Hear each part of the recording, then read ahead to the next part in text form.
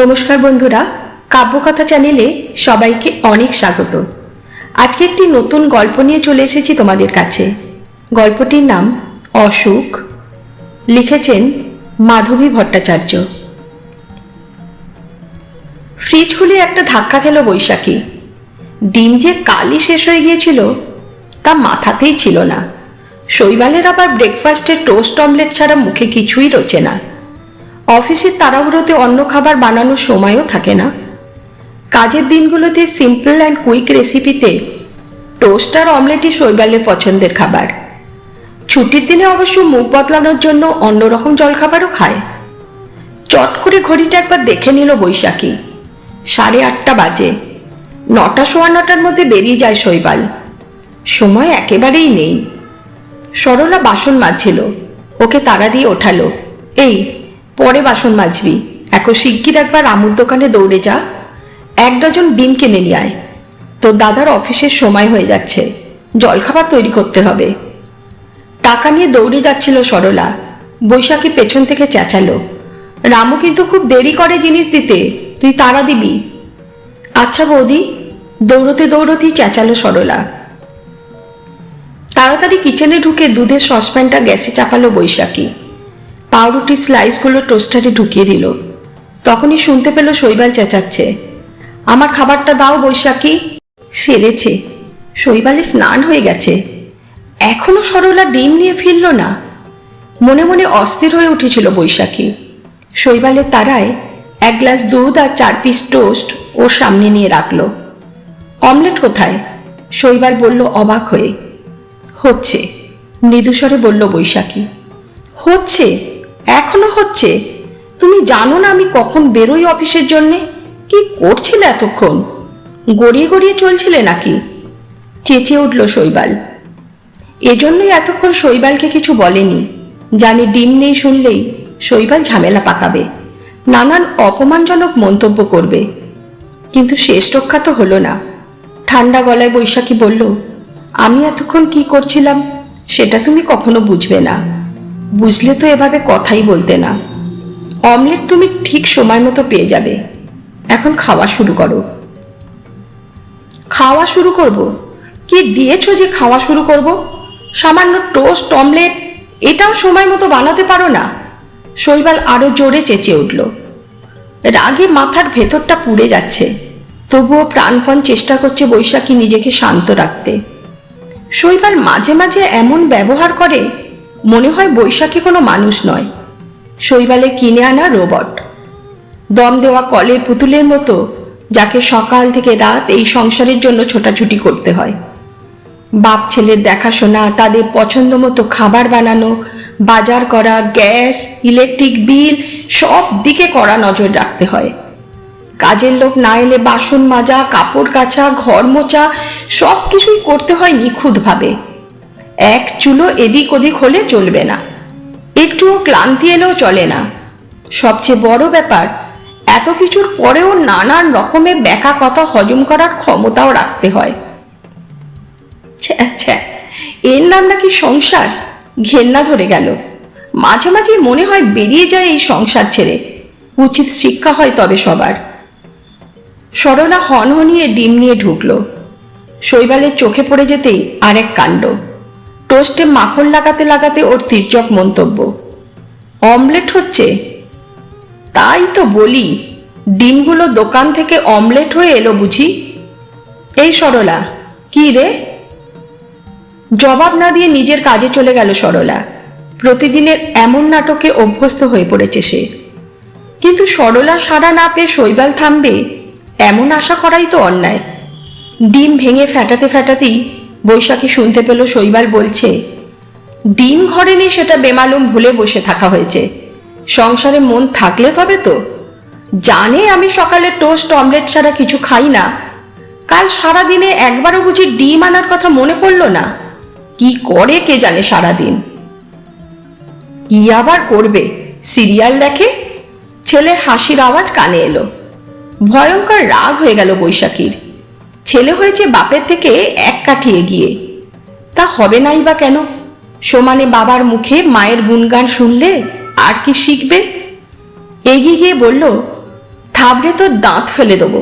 অসভ্যতা হচ্ছে মায়ের সাথে। ছেলে চুপ করে গেল। শৈবাল ব্যঙ্গের গলায় বলল, শাসন পরে করবে, আগে খাবারটা দাও। নাকি এখনো হয়নি?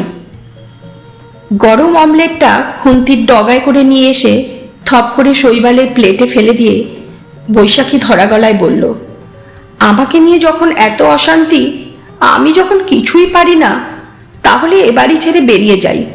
সুখে থেকো তখন বাপ ছেলেতে। চোখ ছলছল করে বৈশাখীর। এই হয়েছে এক মুশকিল। রাগ হলে কেঁদে ফেলে বৈশাখী, কিন্তু ওর চোখের জলও নরম হয় না কেউ। একটু আগের শাসন ভুলে গিয়ে ছেলেও হেসে ফেলে। সিরিয়াল দেখে দেখেই মা এমন প্যানপ্যানানি ডায়লগ শিখছে বাবা। ছেলের কথা জবাব না দিয়ে শৈবাল বাঁকা চোখে তাকায় বৈশাখীর দিকে। তারপর বলে, চলে যাবে? কোথায় যাবে শুনি? ভাইয়ের সংসারে গিয়ে উঠবে বুঝি বুড়ো বয়সে? তা সেখানে আশ্রয় মিলবে তো? বৈশাখী জবাব দেয় না। সত্যিই তো, কোথায় যাবে? পরগাছা হয়ে জীবন কাটাচ্ছে। যেখানেই যাবে পরগাছা হয়েই থাকতে হবে। কখন কে উপড়ে ফেলে দেবে বলা কি যায়? কেন যে নিজের পায়ে দাঁড়ানোর চেষ্টা করলো না? এখন তো আর কিছু করার নেই। সব অভিমান ভেতরে ঠেলে পাঠিয়ে ছেলের খাবার তৈরি করতে গেল বৈশাখী। শৈবাল বেরিয়ে গেছে ততক্ষণে। বৈশাখী আর শৈবালের ছেলে শাম্ব এবারে 12-এ পড়ছে। 12টায় স্কুল। একেবারে ভাত খেয়েই যায়, হালকা কিছু টিফিন নিয়ে যায় সঙ্গে। ফিরতে ফিরতে প্রায় 6টা বেজে যায়। শাম্ব স্নানে গেছে। ভাত আর ডাল চাপিয়ে দেয় বৈশাখী। ডিমের অমলেট করে দিলে ছেলেও খেয়ে নেবে খুশি হয়ে। রান্না করতে করতেই ছেলের চিৎকার শুনতে পেল, মা দেখে যাও, একটু তাড়াতাড়ি এসো। দৌড়ে ছেলের ঘরে গেল বৈশাখী। মাকে দেখি শাম্ব চেঁচিয়ে উঠল, গত পরশুই যে তোমাকে বললাম আজকে ফিজিক্যাল এডুকেশন ক্লাস আছে, জার্সিটা পরে যেতে হবে, ভুলে গেছো তো? কেন, কি হয়েছে? বৈশাখী এখনো অন্ধকারে হাতড়াচ্ছে। কি হয়েছে? তুমি ধুতে দিয়েছো জার্সিটা? দেখো কেমন নোংরা হয়ে আছে। হে বাবা, একেবারেই ভুলে গেছিলাম রে।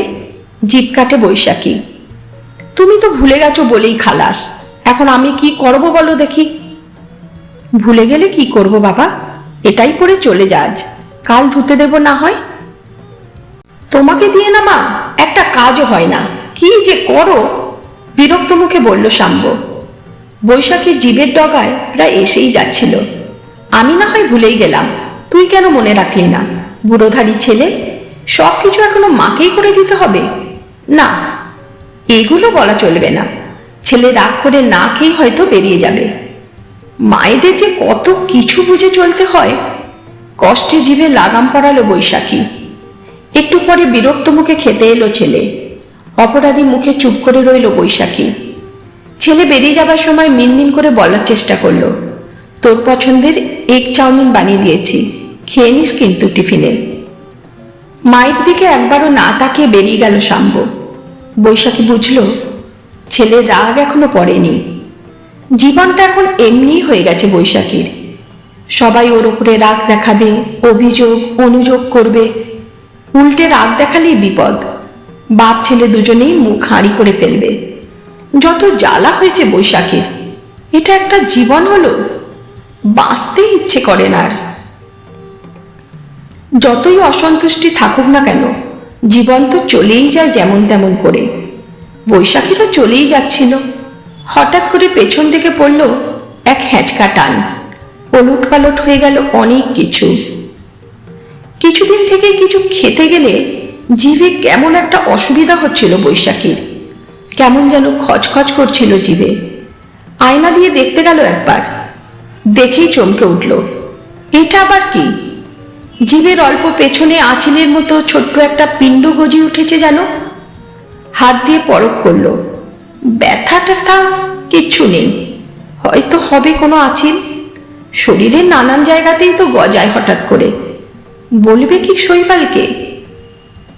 না থাক, বলার দরকার নেই। বাপ ছেলে নিজেদের জগতেই ব্যস্ত।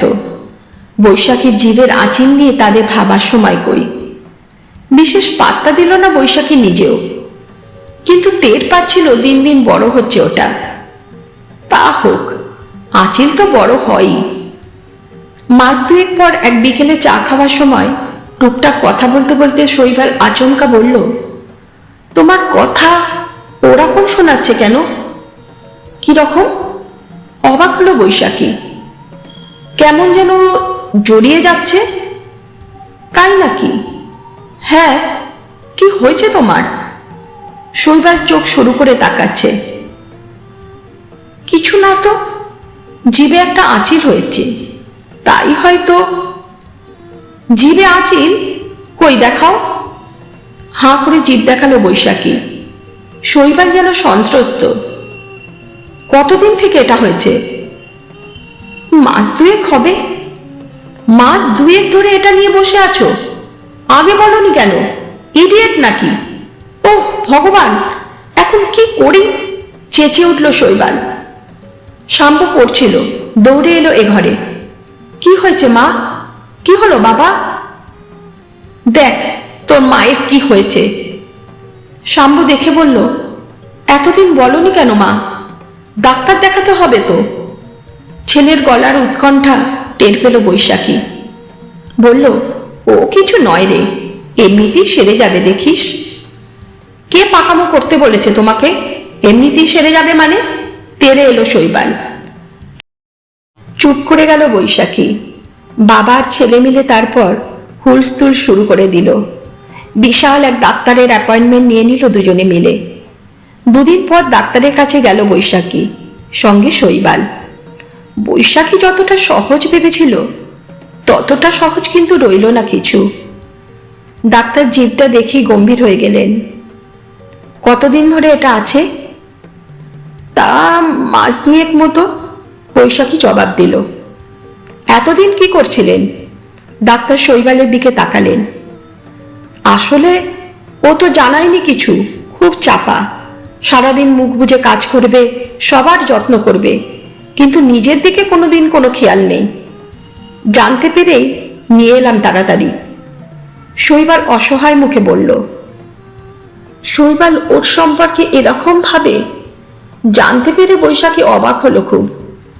কই, আগে তো কখনো বলেনি এভাবে। ডাক্তার বিরক্ত মুখে বললেন, লোকে দেরি করে করে একেবারে লাস্ট স্টেজে ডাক্তার দেখাতে আসে, অথচ আগে ধরা পড়লে চিকিৎসা করা কত সহজ হয়ে যায়। এমনিতেই অনেক দেরি হয়ে গেছে, আমি যে টেস্টগুলো দিয়েছি তাড়াতাড়ি করিয়ে আনুন, একেবারেই দেরি করবেন না। বৈশাখীর চোখের সামনে সব অন্ধকার হয়ে আসছিল। এসব কি বলছে ডাক্তার? লাস্ট স্টেজ মানে? শৈবাল মুখ অন্ধকার করে বেরিয়ে এলো বৈশাখীকে নিয়ে। বাড়ি ফিরেও মুখ অন্ধকার করে বসে রইল। বৈশাখী ভালো করে বুঝতেই পারছিল না কিছু। ওর তো শরীরে কোনো অসুবিধে নেই, তাহলে ডাক্তার ওভাবে বললেন কেন? শাম্ব সবটা শুনে বৈশাখীকে জড়িয়ে ধরে ডুকরে কেঁদে উঠল হঠাৎ। এতদিন কিছু বললে না কেন মা? লুকিয়ে থাকলে কেন আমাদের থেকে? তুমি এমন কেন? বৈশাখী কি বলবে বুঝতে পারছিল না। ওর নিজেরই তো কান্না পেয়ে যাচ্ছে। দু হাতে ছেলেকে জড়িয়ে ধরল। তোর মায়ের কিছু হবে না শাম্ব, আমি আছি তো। শৈবাল বিড়বিড় করল। সেদিন থেকে বদলে গেল সবকিছু। যে সংসারে বৈশাখীর ঘেন্না ধরে গেছিল, এখন নিজের সবটুকু দিয়ে এই সংসারটাকে আঁকড়ে ধরে রাখতে ইচ্ছে করছিল। কেবলই মনে হচ্ছিল সময় কি ফুরিয়ে এলো, আর কিছুদিন কি এখানে থাকা যাবে না। শৈবাল আর শাম্ব এখন বৈশাখীকে রান্নাঘরে ঢুকতে দেয় না। কি করে ওর যত্ন করবে সেটা ভেবে দুজনে আকুল। শাম্ব অপটু হাতে মায়ের জন্য চা নিয়ে আসে হাসি মুখে। বৈশাখী চোখের জল লুকোতে তাড়াতাড়ি মুখ ফিরিয়ে নেয়। বিকেলে শৈবাল অফিস থেকে ফিরলে বাচ্চালেতে মিলে ব্যস্ত হয়ে পড়ে বৈশাখীর পছন্দের খাবার বানাতে। বৈশাখী আকুল হয়ে প্রার্থনা করে, হে ভগবান, আমি যেতে চাই না ওদের ছেড়ে, কোথাও যেতে চাই না আমি। এর মধ্যে বৈশাখীর সমস্ত টেস্ট করিয়ে ফেলেছিল শৈবাল। এক বিকেলে রিপোর্টগুলো নিয়ে ডাক্তারের কাছে গেল। বৈশাখী ঘরেই রইল। শাম্ব রইল সাথে। টিভি দেখছিল দুজনে মিলে, কিন্তু দুজনেই বুঝতে পারছিল টিভিতে মন নেই কারো। বৈশাখীর ভয়ের তো বুকে দুরু দুরু ক্রমেই বেড়ে চলছিল। একসময় শাম্ব উঠে গেল চা করতে। শৈবাল তখনও ফেরেনি। চা নিয়ে এসে শাম্ব বসল মায়ের কাজ ঘেঁষে। কিছু বলবি? ছেলের মাথায় হাত রাখল বৈশাখী। মাথা নেড়ে না বলল শাম্ব। ছেলে কিছু না বললেও ওর ভেতরের উৎকণ্ঠা চালিয়ে যাচ্ছিল বৈশাখীর মনেও। একসময় হৈ হৈ করে ঘরে ঢুকলো শৈবাল। দু চোখে যেন আলোর ফুলঝুরি জ্বালিয়ে দিয়েছে কেউ। উঠে দাঁড়ালো বৈশাখী।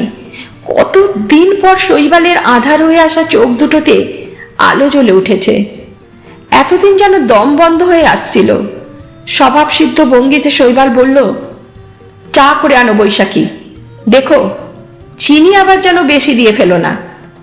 শাম্ব অস্থির দু চোখে জিজ্ঞাসা নিয়ে তাকিয়ে আছে বাবার দিকে, কিন্তু বৈশাখীর আর কিচ্ছু জানার নেই। শৈবালের ব্যবহারেই সব জানা হয়ে গেছে। হরিণ পায়ে রান্নাঘরে ছুটল। চা করতে করতেই শুনতে পেল শৈবাল ছেলেকে বলছে, গাধা ডাক্তারটা ভয় পাইয়ে দিয়েছিল, কি সব লাস্ট স্টেজ বলে সব ঘেঁটে দিয়েছিল বেটা। কিচ্ছু হয়নি তোর মায়ের। জিভের ওটা একটা বিনাইন টিউমার, ছোট্ট অপারেশনই ঠিক হয়ে যাবে। চা করে শৈবালের সামনে ধরে দিল বৈশাখী। চুমুক দিয়ে মুখ বিকৃত করল শৈবাল। যথারীতি বেশি মিষ্টি। এক কাপ চাও ভালো করে করতে পারো না গো। অন্যদিন হলে এ কথাতে রেগে যেত বৈশাখী। আজ হেসে ফেলল। হ্যাঁ, পারি না কিছু, কি আর করবে, তোমারই কপালের দোষ। সেই তো দেখছি, গম্ভীর মুখে বলল শৈবাল। শাম্ব এদিকে হুলুস্থুল জুড়ে দিয়েছে। মায়ের অপারেশনটা হয়ে গেলে চলো না কোথাও ঘুরে আসি বাবা। কোথায় যাবি? শৈবাল হাসল। সমুদ্রে। মা সমুদ্র খুব পছন্দ করে। শাম্বর চোখ জল জল। চল তাহলে। কি গো?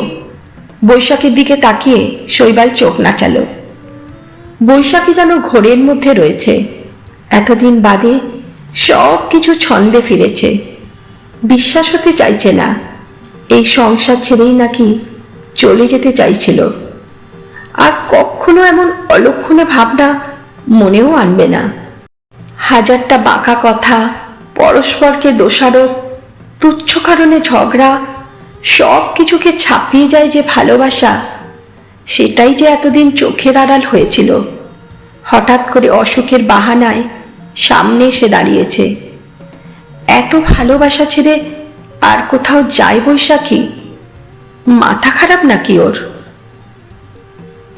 আজকের গল্পটা কেমন লাগলো কমেন্ট করে অবশ্যই জানিও। এই রকম নতুন নতুন বাংলা গল্প শুনতে চ্যানেলটি সাবস্ক্রাইব করে রেখো। সবাই ভালো থেকো, খুব সুস্থ থেকো। পরবর্তী দিনে আবারও চলে আসবো নতুন কোনো গল্প নিয়ে।